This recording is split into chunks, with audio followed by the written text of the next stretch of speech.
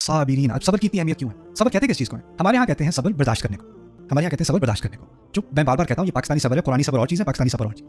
कुरान वाला सब्र क्या है कि जो आप सही काम कर रहे हो वो आसान हो, मुश्किल हो, कोई सपोर्ट करे, कोई ना पर करे, कोई अकेला हो, कोई सबके साथ हो, कोई कमजोर अपने आप को महसूस करे, कोई ताकतवर महसूस करे, कोई फर्क नहीं पड़ता। जो मैंने करना है वो मैंने करना है, मैंने हटना नहीं है, मैंने पीछे नहीं हटना, मैंने पीछे कदम, मैंने आहिस्ता कदम लेना है, लेकिन कदम मैंने जरूर लेना है, मैंने बढ़ते चले जाना है। इसे कहते हैं सब्र। सब्र की अगर तस्वीर अपने जहन में खींचनी है ना कि आंधी चल रही है, रेत आपकी तरफ मुंह में आ रही है और आप कदम चलते चले जा रहे हो, चलते, ये साबिर है। साबिर है जो बढ़ता चला जाए, बट पीछे नहीं हट रहा, वो चलता चला जा रहा है। यह है सब्र करने वाला।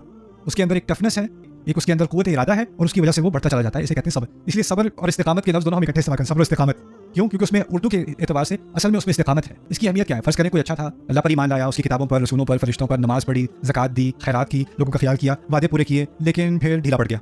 किस चीज़ की कमी थी? सब्र की कमी थी। सब्र की कमी हुई तो वो सारे जो अच्छे काम किए थे, पॉजिटिव में जा रहे थे, वो फिर बेकार होने शुरू हो गए। क्यों? क्योंकि बाद में जाके मैंने बहुत अच्छे काम किए थे, लेकिन अब मुझ पर इतना सब्र नहीं है, मुझसे नहीं होता, बहुत हो गया।